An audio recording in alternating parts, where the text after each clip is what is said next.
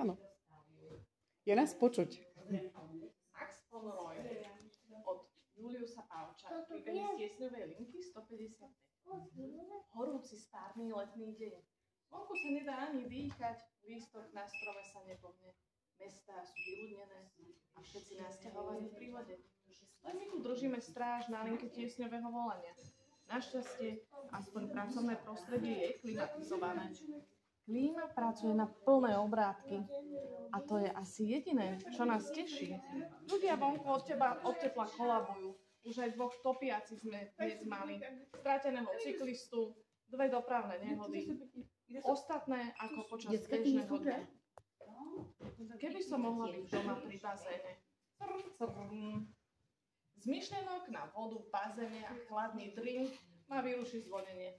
Nacvičeným pohybom beriem telefon. Operačné stredisko záchrannej zdravotnej služby, ako vám môžem pomôcť?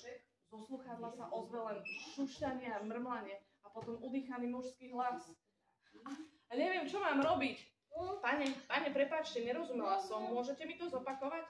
Išli sme z výstavy, keď som si všimol, že je divný, má neprítomný pohľad a nereagoval.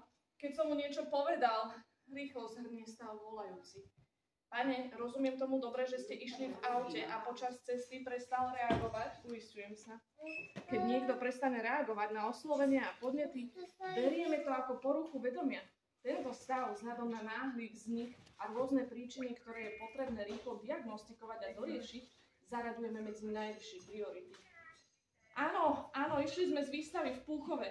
Dobre, išli ste z Púchova. A kde sa nachádzate teraz? Potrebujem rýchlo zistiť miesto, kde sa aktuálne nachádzajú, aby som mohla vyslať záchranku a dať im presnú polohu do navigačného systému. Benzínová pumpa pri Zelenči, tá na diaľnici. V poriadku, záchranka k vám už smeruje. Teraz potrebujem vedieť niečo o pacientovi. Kde sa nachádza? Musím zhodnotiť jeho zdravotný stav, aby som mohla poskytnúť inštrukcie, čo má nahlasovateľ robiť do príchodu sanitky. Leží na zadnom sedadle, pohľad má neprítomný. Reaguje na vás, keď ho oslovíte? Nie, ani hlavou nepohne. A keď s ním zatrasiete, pohne sa? Počkajte, skúsim. Chvíľu je v telefóne ticho. Minimálne, ledva sa pohol. Nereaguje na oslovenia ani bolestivé podnety. Stav hlbokého bezvedomia. Náhle vzniknutý. Zhrnula som si rýchlo v duchu základné informácie. OK. Dýchanie. Ako dýcha? Pane, leží na chrbte či na boku? Na boku. A ako dýcha? Viete mi to popísať? Ako dýcha? No, veľmi rýchlo. Nereaguje. Zrýchlené dýchanie. Kolaps. Mám 3 príznaky. Keby tak mal so sebou tlakomer, určite by tam bola hypotenzia. Boli na výstave v tejto horúčave, na priamom slnku. Môže tam byť aj úpal. Koľko asi tak vypil tekutín za tento deň? Či tam nie je pridružená aj dehydratácia? Mozog mi už pracuje na plné obrátky. Operátor musí analyzovať a bleskovo vyhodnocovať aktuálny zdravotný stav pacienta. Je to ako lúštenie krížovky. Nestačí len vyslať záchranku. Sme s volajúcim na linke do jej príchodu. Zatiaľ dávame rady a poskytujeme spoločne prvú pomoc. Pane, leží v aute na zadnom sedadle?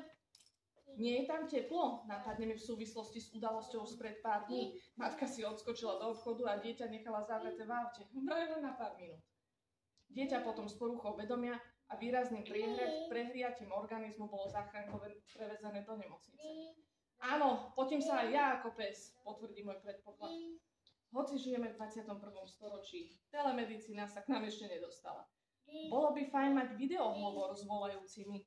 Hneď by sme mali predstavu o aktuálnej situácii a nemuseli sa toľko vypytovať. Tak ho poprosím, vyberte a uložte ho do tieňa. Znova sa v telefóne ozve fúčanie, potom frflanie a nakoniec mužský hlas. Uložil som ho pod strom do tieňa. Celkom rýchlo to zvládol, zhodnotím, asi to je veľký kus chlapa. Dobre, leží v tieni, zmenilo sa niečo? Nie, stále rovnako. Akú má farbu? Kolorit kože je dôležitý. Bledá by znamenala šokový stav. Ku kolapsu by úplne sedela. Bledú, špinavo bielu. No super, všetko do seba zapadá. Ešte sa pozrite na jazyk a na spojivky. Suchý jazyk by svedčil o zníženom príjme tekutín a možnej dehydratácii. Bežne človek vydýchá až 800 ml vody za deň. Keď je však horúčava ako dnes, tak to môže byť aj podstatne viac. Jazyk mu trčí z papule, povie muž. Dobre, ešte mi povedzte, ako sa volá pacient. Záchranka už pomaly schádza na diaľnicu a smeruje k vám. Potrebujem si doplniť informácie o pacientovi do informačného systému. Vždy platí najprv poloha a miesto udalosti a na konci osobné údaje pacienta. Viete to zaviať. Max von Roin de Viete to Pručet, zaviať. vysloví s hrdosťou v hlase. Max von čo? Nestihnem si v tom údive zapamätať celé meno. Môžete mi ho zopakovať? Max von Roin de Pručet. Pokojne zopakuje to nekonečné meno, to bude asi podľa mňa nejaký cudzinec. Áno, matka pochádza z Bretonska a otec priamo z Írska, jeho rodokmeň je jedinečný. Hneď mi nápadne, že bude mať modrú krv. S takým menom to bude zámožný šľachtic a volajúci bude jeho osobný šofér. V poriadku. Neriešime teraz rodokmeň, ale nášho pacienta. Pil dnes dostatok tekutín. Je možné, že keď bol na priamom slnku, pil málo a mohol dostať úpal a z toho odpadnúť. O chvíľu je pri vás záchranka. No, vypil tak 2 misky vody. Pred cestou mu piť nedávam, aby mu nebolo zle. No super, 2 misky.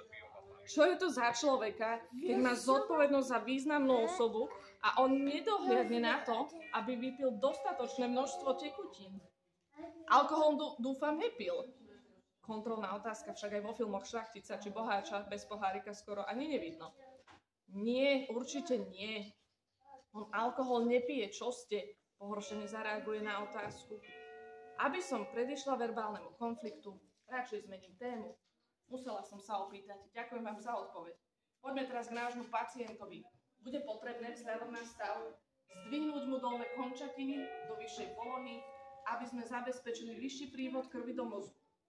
Ak by ste mali po ruke vodu, môžete ho ovlážiť na tvári a potom držte končatiny vyššie do príchodu záchranky. Rozumiete? Dostane inštrukcie a ja pohľadom skontrolujem polohu záchranky na monitore. Už by tam mali byť. Už ich počujem. Ďakujem vám za pomoc. Poďakuje a zloží telefón. Dopíšem do systému pracovnú diagnózu, porucha vedomia, kolaps. Diagnóza R55. Kolegyni Marte, čo sedí vedľa mňa pri druhom pulte, sa pochválim, aký prípad som riešila. S chutí sa na tom zasmejeme a služba pokojne obieha ďalej.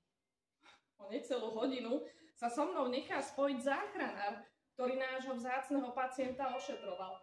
Ahoj, Žužu, ty si nás poslala k tomu pacientovi na benzínke na diaľnici. Vieš, kto to bol? Čau, Miško, a ja teba rada počujem. Samozrejme, že viem. Bol to Max von Roin de Pručet. Významný šľachtic niekde z Francúzska či Írska. Modrá krv, jeho rodokmeň sme začali rozoberať, ale potom ste prišli. S úsmevom mu zhrniem všetko, čo som o pacientovi zistila. Môžeš byť rád, lepšie povedané, bol si poctený, že si ho mohol ošetrovať. Ale Žužu, žiaden šľachtic. Ledáta, ak šampión z Púchova so smiechom kontruje Miško. Urobili sme si selfie s Maxom. Posielam. Smiech sa zmení na huronský rehot. Za okamih mi pipne MMS. Nedočkavo plná zvedavosti si ju otvorím a na mobile skoro mi oči z jamiek vyletia, keď uvidím fotku a na nej 2 záchranári a uprostred pes. Írsky setter. To je dobrá